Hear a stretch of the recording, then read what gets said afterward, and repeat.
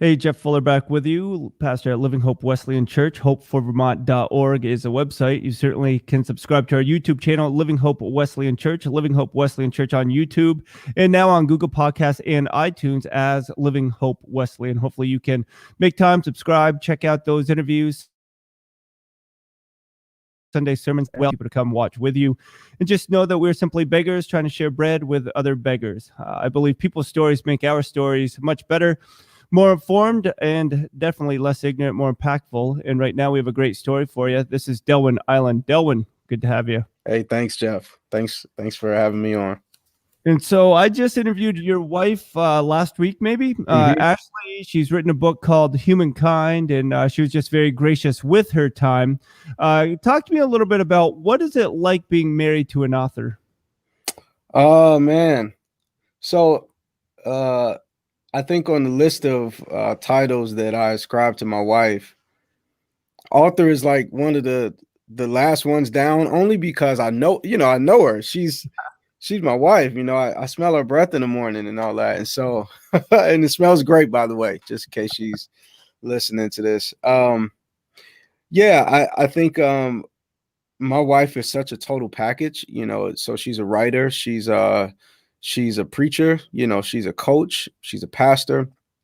And so I rarely ever compartmentalize her different hats in that way.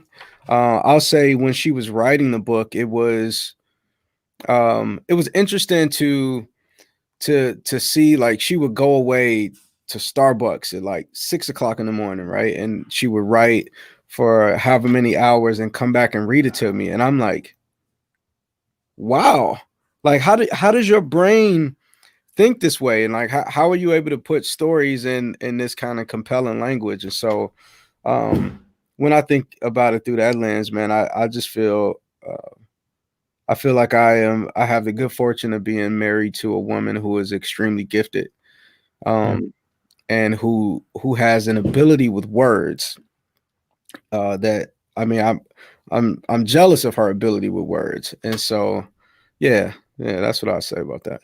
How long have you been married? 7 years and 2 months. Congratulations. Good for you. And now you guys serve at marshill.org. I'm just going to bring up the website here. Yeah. That's You on the first page, man.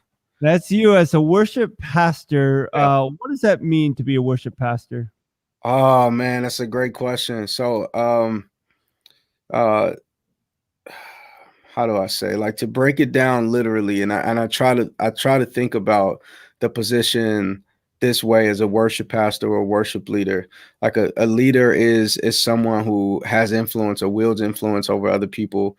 A pastor is someone who comes from pasture. Like, so I mean, there's this imagery of sheep. It's leading and herding and directing people or sheep into a certain direction.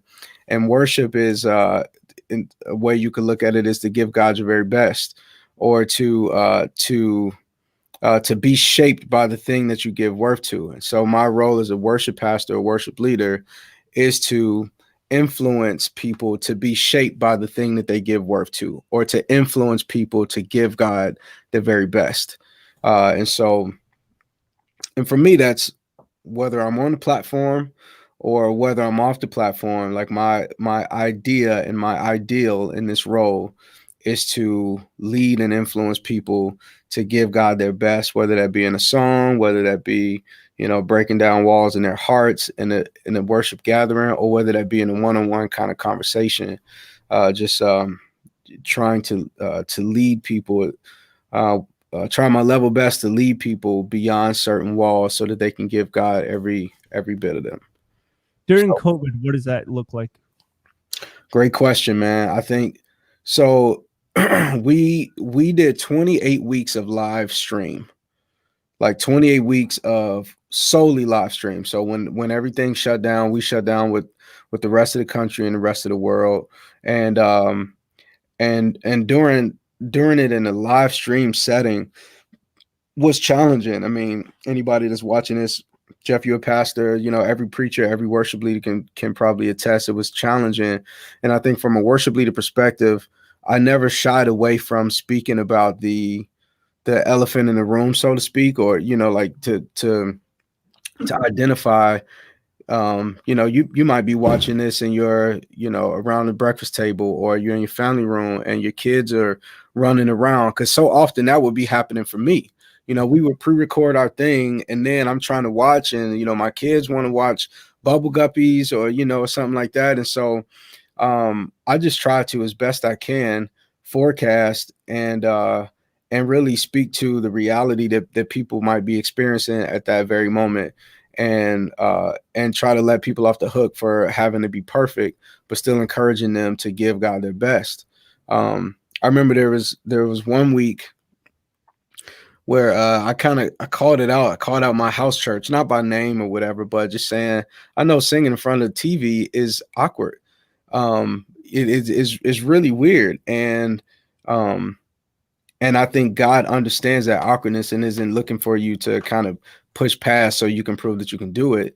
But there's a posture of our heart that we can all take, and so I think it's been just using more language and trying to see people as individuals rather than seeing, a corporate gathering, which we would often be in. And I think outside, again, like out of the platform, I started a running group with some guys from my church.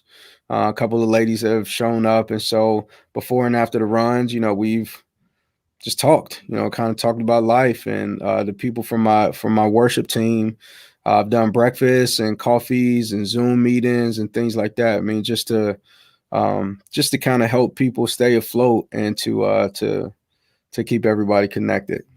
So, yeah. For those watching on YouTube, Living Hope Wesleyan Church, Living Hope Wesleyan Church on YouTube, subscribe. Behind me, there's a picture of you in Advent hymn highest. Yeah. When we get Christmas Eve services, how different is it going to be this year versus past years? Oh my gosh, man. I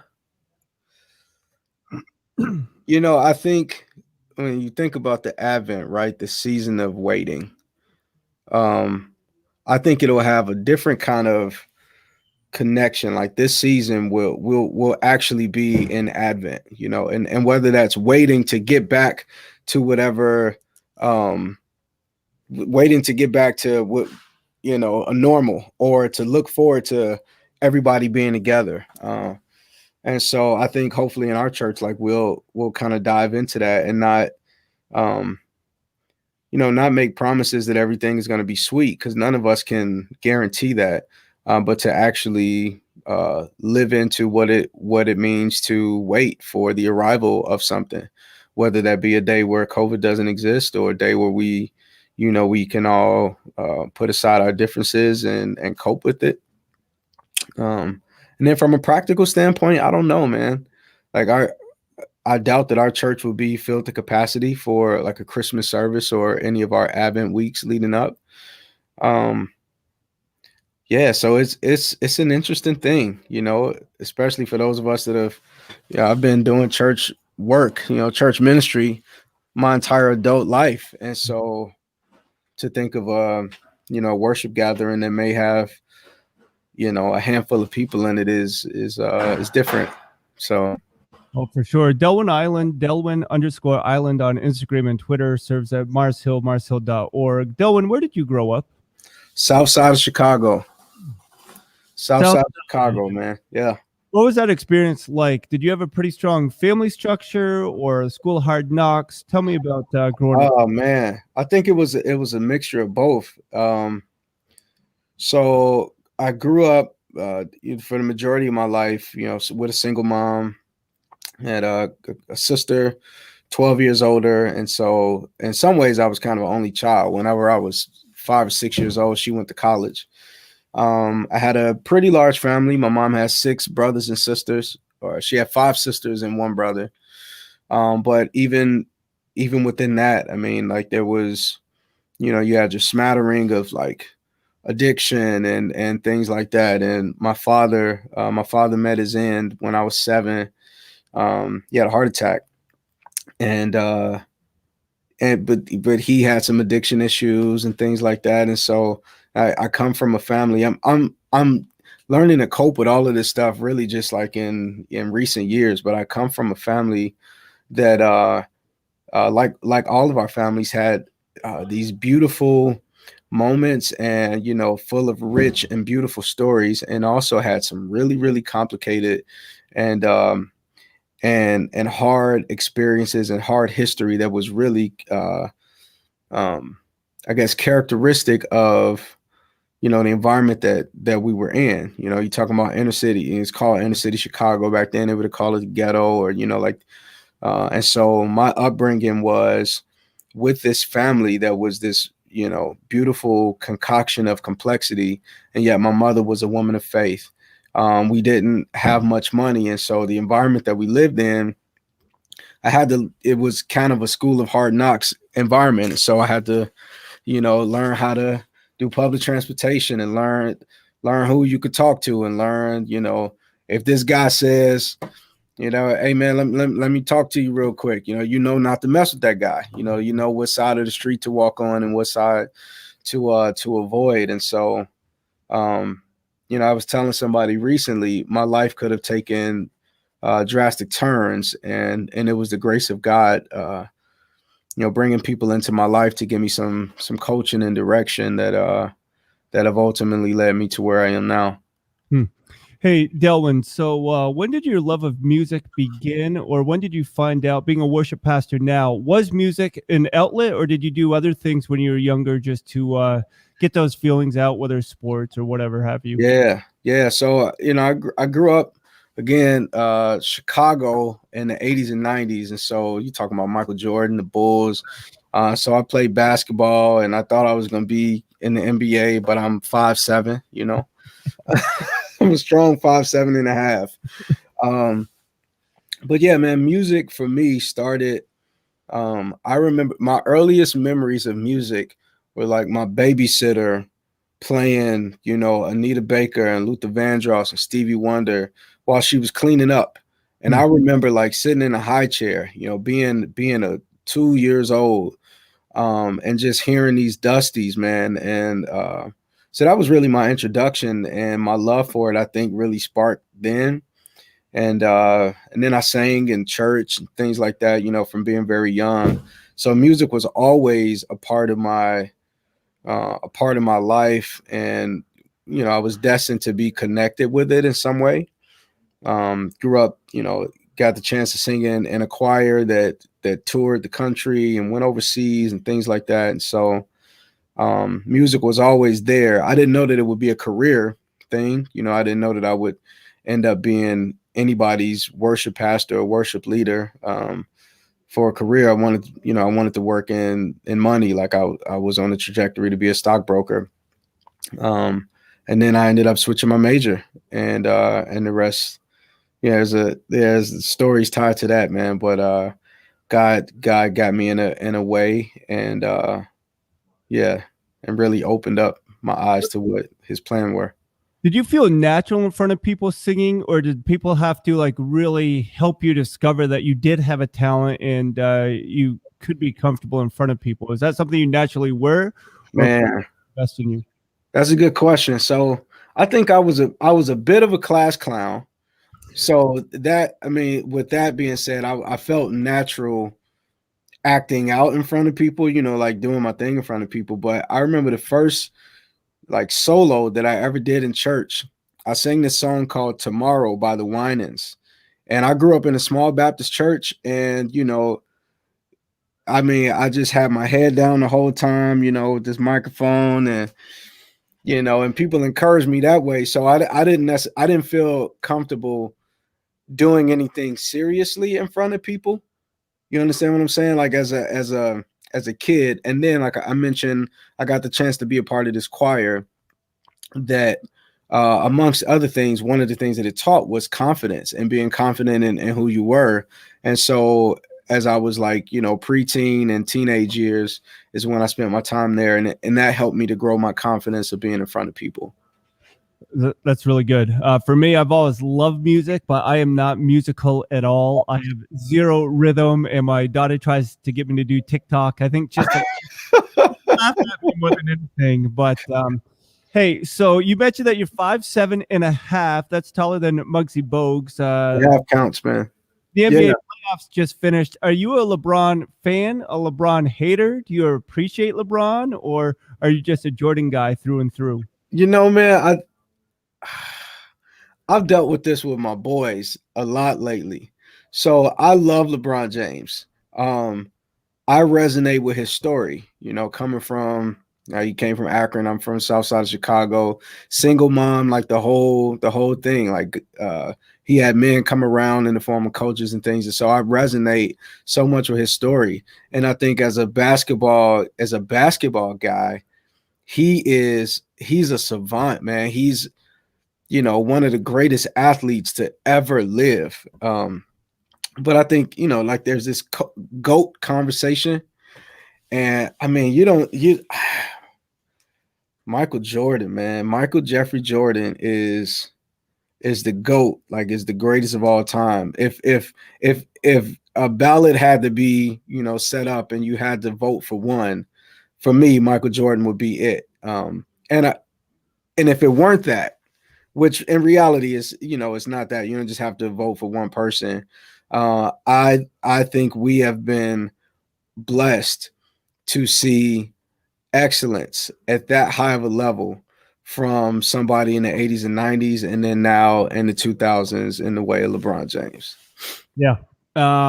Hey, I want to keep moving on, but man, I just love basketball so much. Being from where you are, what are your thoughts about the Detroit Pistons now that you are serving in Grand Rapids, Michigan? I don't have thoughts about the no. I've watched a couple Pistons games, but the reason is D Rose, man.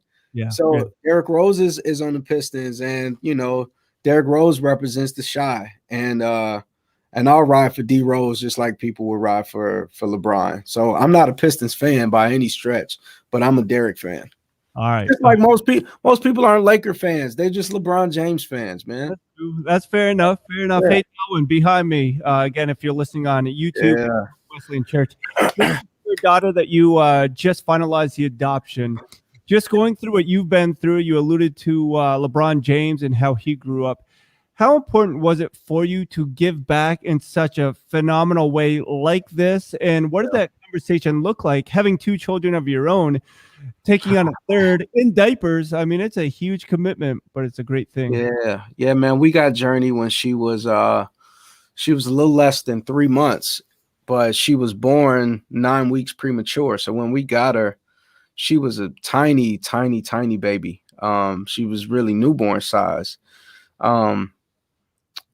So our adoption story, and I don't know if Ashley talked much about it, but Ashley was an advocate. And I was very much like, no, we got 2 kids already, you know. And she actually threw out the idea of adoption when our son, who was our second kid, he was like 6 weeks old, man. And I said, babe, you crazy. We're not going to adopt. And so I really, early on, and I would say even now, like I never looked at it as a giving back kind of thing. But I did start to pray that God would do a work in my heart and move me closer to where Ashley was. And that really was the start of it. And so he did just that. I mean, just a series of only God things got me to the point of going, okay, you know, let's go to an adoption informational meeting. And then we started classes, and before you know it, like we had raised money to pay all of the fees. And one of my prayers was, God, if this is for our family, I want every single dime to come from you. Yeah. You know. And we started doing fundraising, and Jeff, I'll tell you, everything that we needed to bring our baby home, God used other people to give. And so I was like, you know, there's no way that I could ever turn back from that. And so, yeah, and then we got our journey bug. And man, the nurse at the adoption agency put her in my arms. And it was like she was meant to be with us. And, you know, it's hard for me to put her down. Like she wakes up in the morning, Dada. that, you know, it was like she knows that I was the hardest sell. But she is like my little Siamese twin, you know. See, so this is a little bit, I guess, convicting for me. I was adopted, as were my brother and sister, three different Korean families adopted by a family here in Vermont. And so we Wow.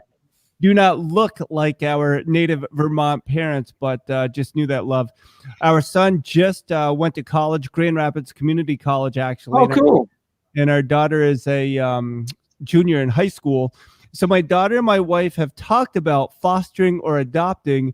And me being the one that has benefited from being adopted, I'm just like, oh, put on the brakes. I don't know. Yeah. And just hearing how you prayed about it is just phenomenal to see. Now, I just think that being a worship pastor, God uses all of our experiences, but having adopted journey has opened your eyes more to leading in worship, whether it's understanding that we've been adopted into his family or just the life experience of what you've been through. How is it enhanced as you lead people into worship?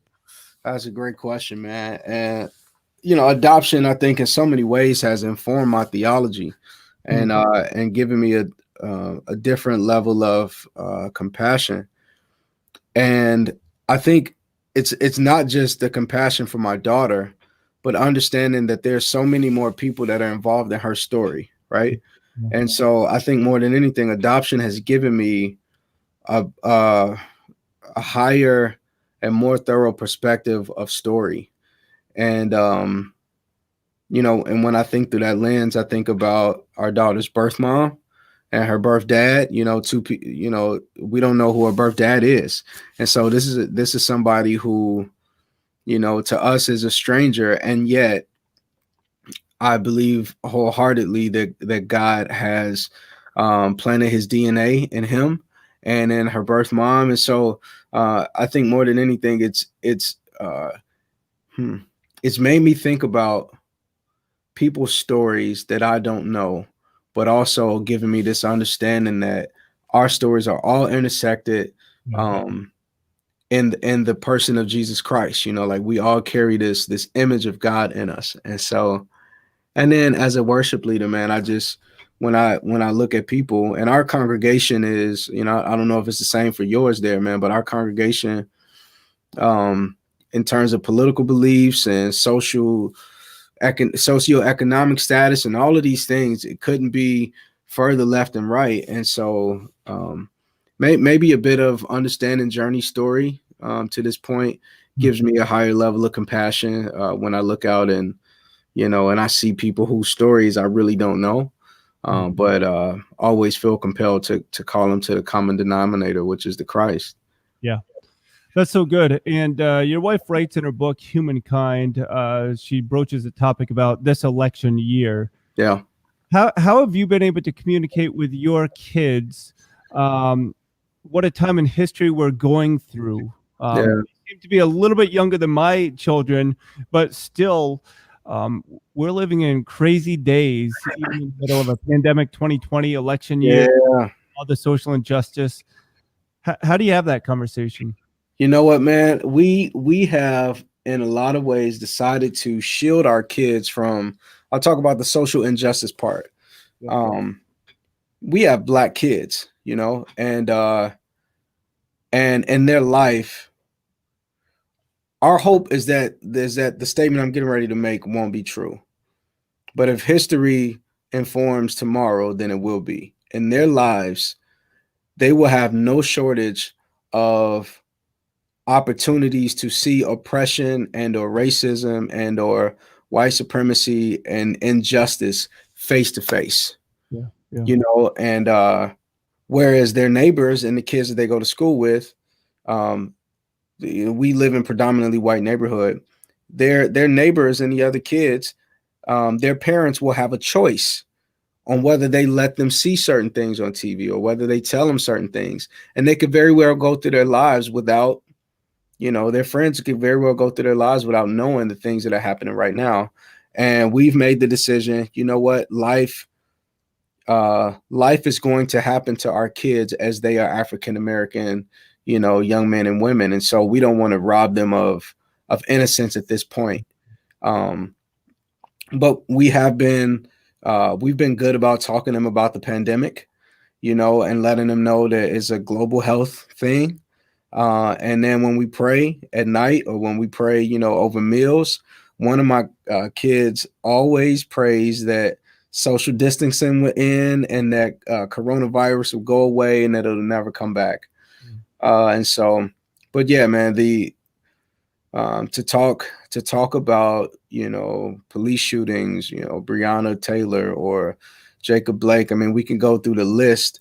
That's a hard thing for us to introduce our kids to at this point, because then they'll go, well, Daddy, what if they did that to them because they had skin like us? Right. Would they do that to us? And we don't want to introduce that level of fear to our kids, that level of trauma to our kids this early in their lives. Hey, when did you become a Christian? Oh man, from as early as I can remember. I've been a church boy. And then I think I had I guess kind of a second conversion when I was around 17. It was all around the idea of forgiveness. So yeah, when I was 17, God, I was struck again by this amazing, scandalous gift of grace, and since then I've tried my level best to live my life according to that grace. And Delwin, talk to me a little bit. You mentioned switching your major, looking from finance into worship leading. When did that finally hit that God was going to use you in vocational ministry, using the talents that He created you with? Oh, bro. Oh, man. So, I had I figured it was kind of a call to ministry when I was 15. And again, this was before I even had my second conversion around this idea of grace. My partner, Dan, is getting ready to come in our kind of little studio at work, but yeah. Will it disconnect me from this? When I was 15, I was at a church in Kalamazoo, and there was a guy up leading worship. That was Dan right there. There was a guy up leading worship, and I didn't even know what it was. Like, I didn't know that he was worship leading, but I just knew I was compelled by it. And I told my buddy, I said, man, I think that's what I'm gonna end up doing in my life. And I was 15. I didn't play an instrument or anything like that. I just kind of had a knowing. But then to fast forward to me being, I think I was 26. So this is 11 years later. And I'd already worked part-time in my church. And, I had finished my degree and everything. So I knew that music was in me, and I was still working in finance. I was a branch manager at a bank. And I sat in a Bible study in my old church, and I had this moment with God, man. It was like this encounter where everybody else in the room disappeared, and I felt like I was in a space with just me and God, and I heard the audible voice of God telling me it was time to leave my job. Wow. And so, Jeff, man, I took out my BlackBerry, and I started an email to my boss, and I said, I know this is gonna sound crazy, but at the end of 30 days, I need to resign my position, and told him I didn't know what was going to happen. I just knew that God was calling me into something different. And so I resigned, and I didn't have a job. I didn't know what was going to come. And then I got contacted by a friend of mine who worked at Willow Creek Community Church in Chicagoland area. And then that the ball got rolling there. And at the beginning of 2012, I started full time at Willow as a worship pastor. And so since January 3rd, 2012, I've been, full time working in ministry. And it really all came from, me choosing not to harden my heart when the Lord was telling me it was time to move. Oh, that's so good. Delwin Eiland, Delwin_Eiland for Instagram, Delwin Eiland on Facebook. Hey, so when I think about worship leaders, music pastors, directors, sometimes I do wonder, do you guys think it gets old singing the same old song, and that's what prompts you to write a new song? Or do you feel like God blesses you to have the lyrics, have the music to compose something new? How do you find that balance with giving credit to the old and really lifting it up but also that urge for something new. What does that healthy rhythm look like? Yeah, that's a great question, man. So I think there's a combination of a grace that God gives to simple people uh, to be able to write songs for the masses. And so, like, I think there's a combination of grace and really good publishing. You know what I mean? Like, really, and marketing to be able to get songs out there. And so, I think every song is written for a moment in time, and then it could be timeless, and then it continues to have legs. And so, to the thing about, do songs get old? Um, I think a lot of songs just kind of have cycles, man. Where something can come out and it be hot, and then 10 years later, I don't know, something about it just kind of resurges. I think of songs like 10,000 Reasons or and Christ Alone, written in the early 2000s or late 90s, and how a song like that has this lasting quality. And so, to me, and this is just me personally, this isn't every worship leader or musician. I think I give a certain level of honor to the writers of these songs, and feel like if they had a moment in church or in culture, then these songs will eventually kind of resurface again. But then there's a side of me that is as a writer, and I was writing songs before I was leading worship, and I think to write for your local community, for your church community, you have to know your community. You know what I mean? And so when Ashley and I were at Willow, Willow kind of fell on some turbulent times. Things were in the news, and I don't want to hash all of that out. But our team got together, and we did these worship almost camps, so to speak, where like our response to it was going to be worship, and out of this came some beautiful songs that really encapsulated our response to the chaos that was happening within our culture, and it was the words and that our church needed to sing. And so I think if you're a writer or worship leader that decides to write, just because you feel like your church needs something different, but you're not really tapped into the heart of the church, then the songs you write may fall flat. Like they may not exactly hit at the heart of what your community is looking for or what your community is feeling. But if you're tapped into the community and you have the skills of writing a song, and God has given you that grace, then I think you got something there. Not every worship leader is a songwriter. Yeah. And so like I think the songwriting thing is a craft and a skill that has to be honed over time. But when those two things converge, worship leading and songwriting converge, I think that's something beautiful. So one more question I want to press into that a little bit more.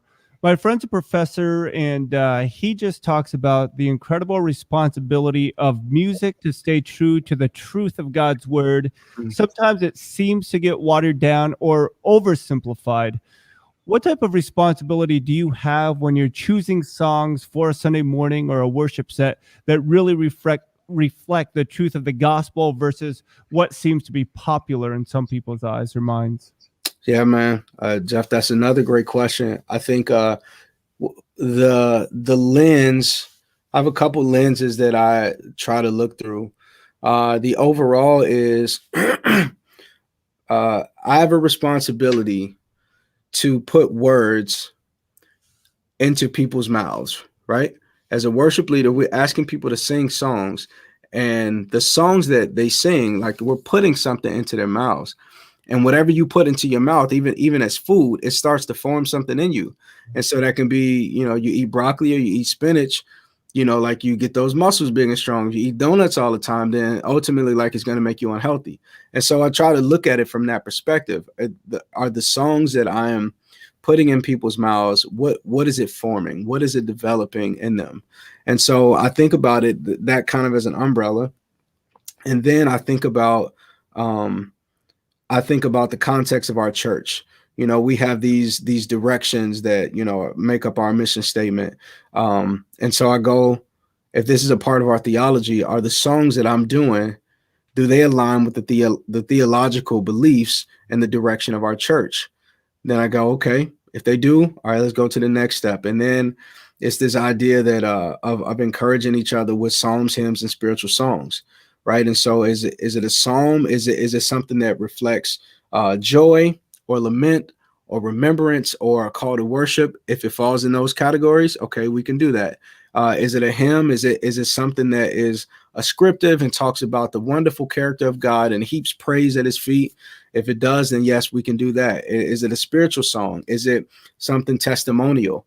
Is it something that that is personal? That is, I once was blind, but now I see. Does it talk about the intersection of our human life with the supernatural grace of the one that saves our souls? If it does, then I look at it as, that's fair game. And then personally, I'm sorry, I think about, can I exegete the song? Like, can I break the song down in the middle of it or at the beginning and say, this song connects with this passage or it connects with this timeless truth. And if all those things check out, then I feel like it's okay to choose one. Oh, that's great.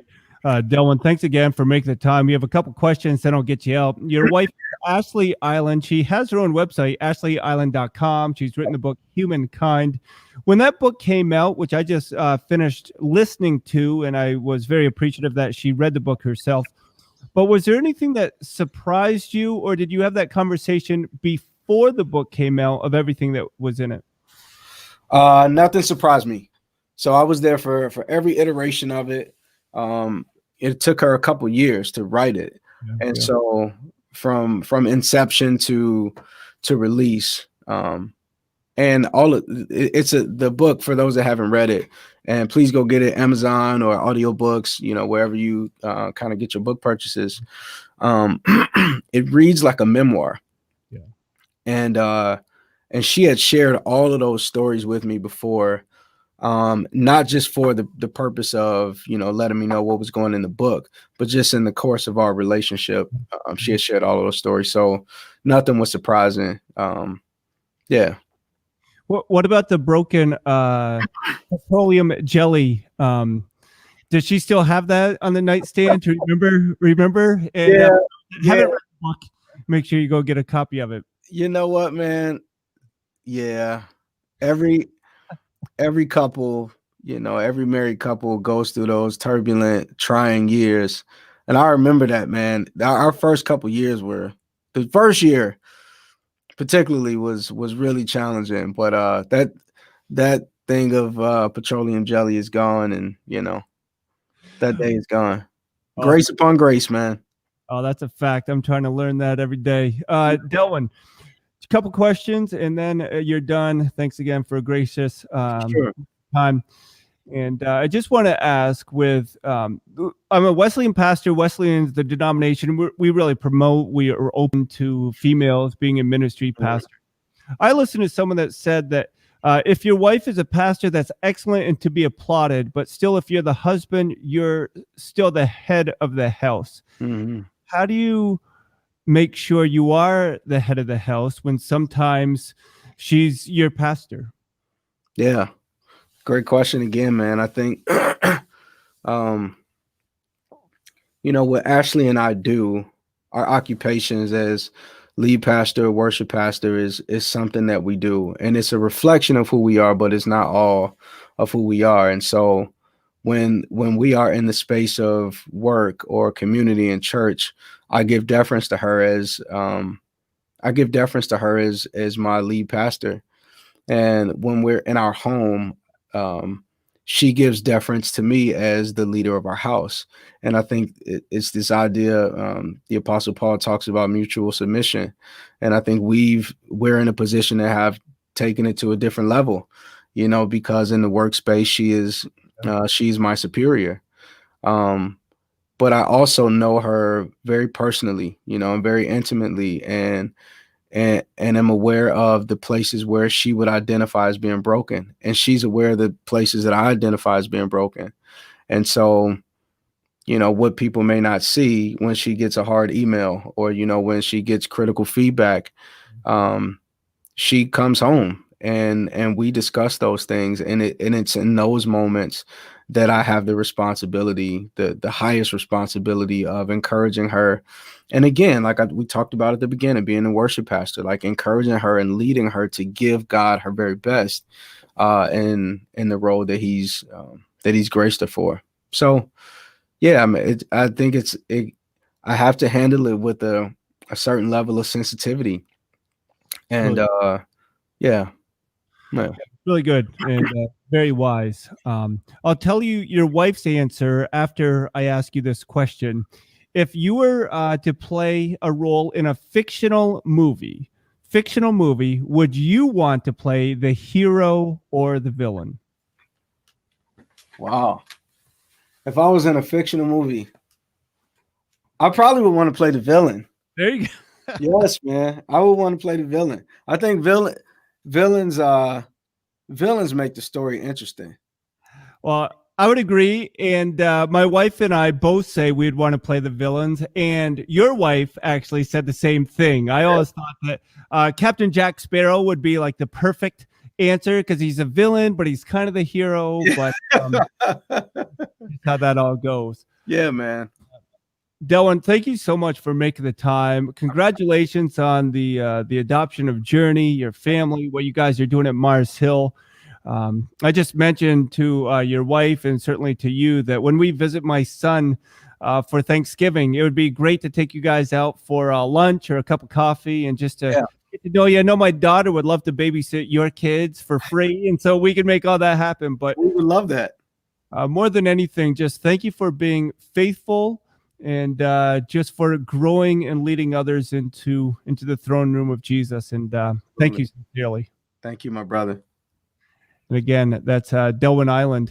My name is Jeff Fuller, pastor at Living Hope Wesleyan Church. You can subscribe on YouTube, Living Hope Wesleyan Church, YouTube, Living Hope Wesleyan Church, and Google Podcasts or iTunes, Living Hope Wesleyan. We'll get this out shortly. We thank you all for listening. We just want to be God's hands and feet, showing his love in a practical way because, well, we're simply beggars, sharing bread with other beggars. We'll talk to you all soon. Thanks again.